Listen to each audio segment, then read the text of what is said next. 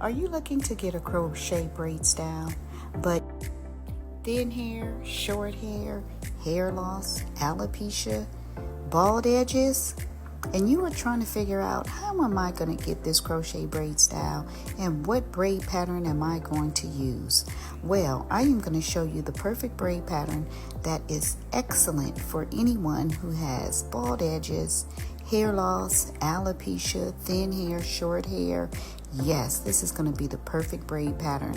It's going to be healthy for your client's hair or for your hair, as well as the perfect braid pattern for any crochet style. So what you want to do first is make sure that you are braiding the braids going forward and down. So as you can see here, I braided her edges going down, and that is to reduce any tension, pulling, and stress on her edges.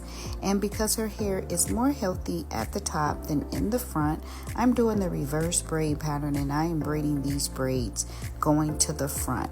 I am not starting at the nape of her neck or the back and braiding them all the way up, because I think that's going to be too much pulling and too much tension. So I am doing a half size braid, which means I started at the middle or the top of her head and I braided these braids going forward. I'm going to show you very shortly what to do with the ends of these braids, because that's super important too, because when you are doing a crochet style, you want it to be as flat as possible. You want it to look as natural as possible. That is the ultimate, next to making sure that you are promoting hair growth. So as you can see, I braided these braids going forward, which is the reverse braid pattern, instead of braiding them going back. Again, that is to reduce any pulling and tension on her hair, and this is going to be excellent as far as health-wise. Now watch what I do with the end of these braids.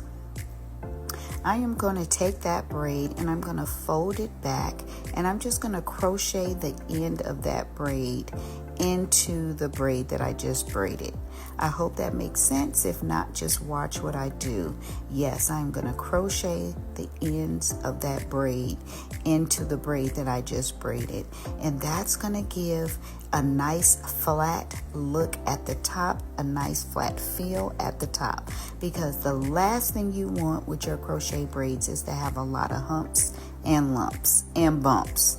No, we do not want that. So for each of the braids that I braided forward, which is 4, I'm going to do the same exact thing. I'm going to fold that braid back, and then I'm going to crochet the end of it into the braid.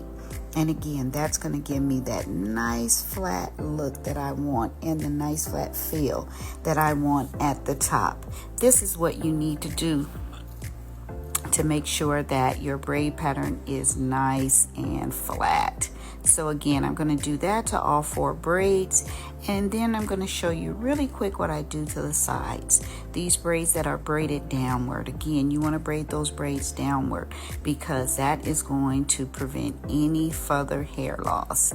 Again, look how I crocheted those braids in, and it looks like one braid. Yes, that's what you want to do. This is a nice, quick, easy hack that you can do for any texture of hair, any length of hair. Even if you have long hair, you can also do the same exact thing.